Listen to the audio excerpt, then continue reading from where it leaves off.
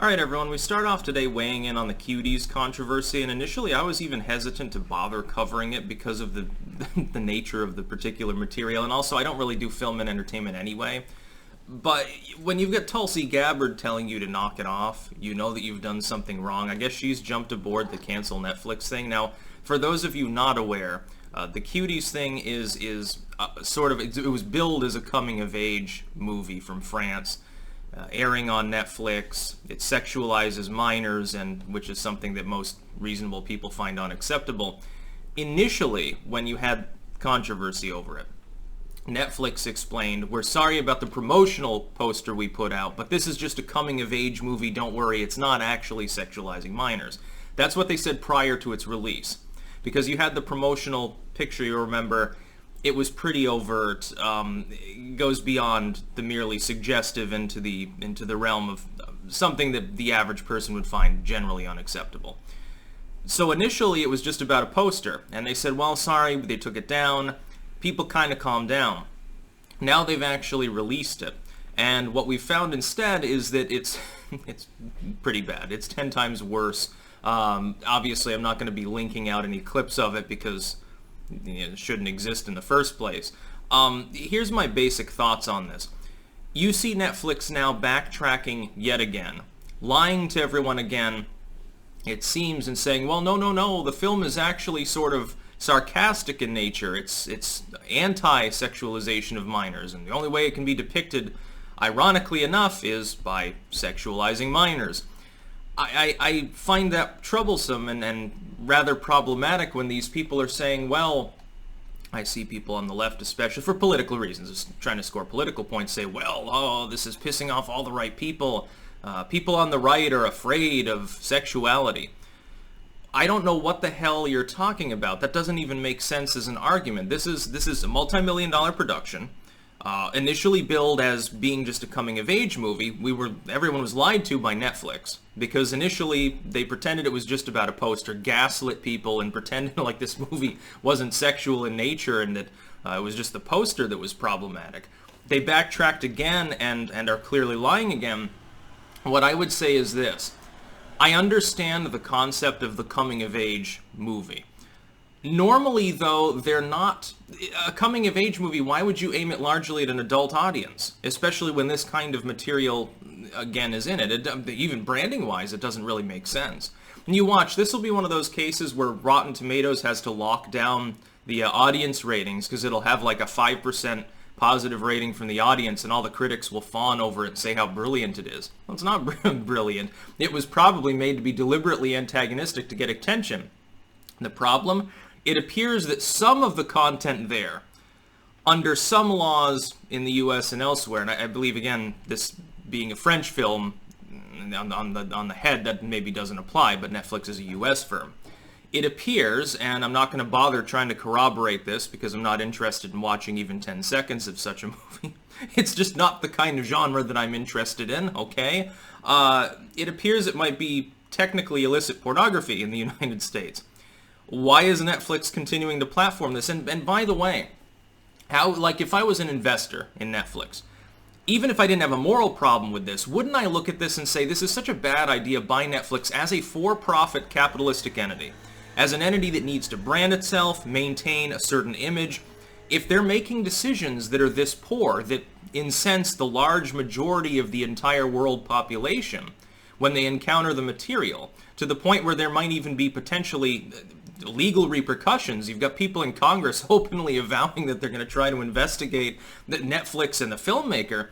Why would I want to keep my money with Netflix? Wouldn't I think that the investment will dry up and I'll lose money?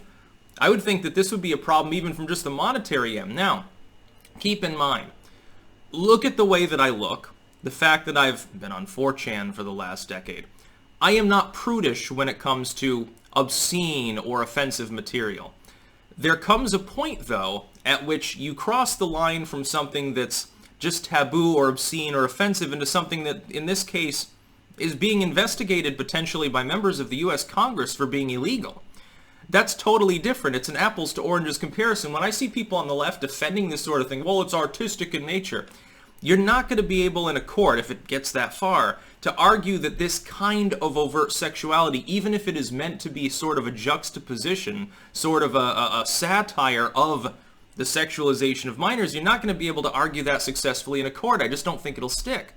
All the lawyers in the world from Netflix, I don't think at that point are going to save them from at least civil litigation.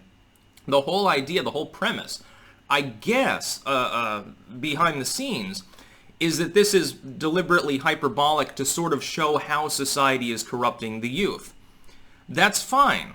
There are ways you can potentially do that without potentially making what amounts to illicit pornographic material. It is in poor taste at the very least. Again, Netflix has the right to put out its material, but I seem to recall, leftists have been telling me this for years in regards to baking cakes for gay weddings, or being censored online for having the wrong political views.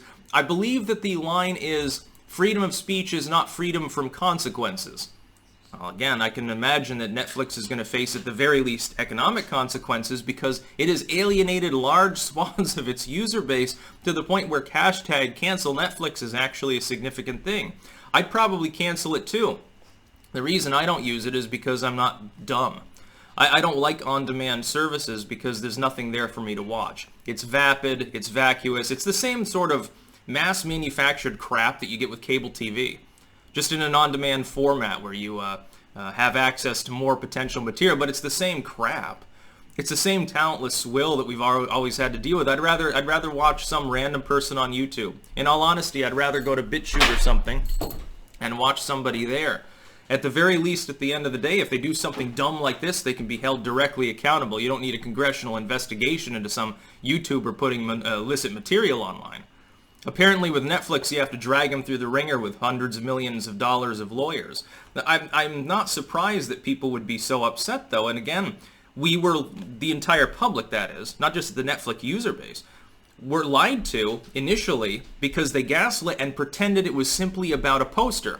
They swore up and down before the public had seen this particular film that the film itself was not risque in nature. It's just a promotional photo. We're really, really sorry. It was in bad taste. They took it down then. Are they going to take the Cuties film down? They probably should. Again, they're going to lose so much money. If I'm an investor, I've got like $1 million in Netflix and I see their stock starting to teeter on the edge and I see people hashtag cancel Netflix and all this stuff, I'm going to get cold feet. Say, maybe I should invest in Hulu or something like that, a company that knows what it's doing. At the end of the day, these people will vote with their feet if they think that their money is going to be endangered. And Netflix, while it is technically hegemonic, while it's definitely by far the biggest on-demand service, we've seen with like MySpace and stuff like that, it really doesn't matter how hegemonic you are. You can be knocked off of your high horse if you make bad decisions. In fact, this is what generally tends to destroy companies. It's not some external force, a competitor forces them out directly. It's because they fail to innovate, or they piss off their user base, or they mismanage their brand into the ground. Sort of like a MySpace sort of thing. It wasn't because Facebook arrived and all of a sudden everyone fled to it. MySpace had to make poor decisions, overhaul their site in a way that their users didn't like, and then Facebook became dominant in the social media market. Facebook is making mistakes now. There's a reason Minds is growing. There's a reason why other alternatives are growing. It's because of poor decision making, not due to an external impetus. On the moral level, I would say arguably, this film exploits the minors that are acting in it, potentially. Again, Congress and then potentially a legal case in a court will have to get involved in this. You could make that argument, though. I mean, these children, which is what they are, at this point now are tied with a film that explicitly sexualizes minors. That's going to stick with them. Their names are associated in the credits of that film. You can call it artistic all you want, but I don't see what the art is. It doesn't really make any sense. It's sort of like, deliberately antagonistic modern art, like when they drop a cross into a vat of urine or something. You're antagonizing people, but it's not really an art form. It's basically just, less honest dadaism. It's trolling or something like that. That appears to be what we're dealing with here. I'm not surprised it's a French film, by the way. That's about all. Peace out.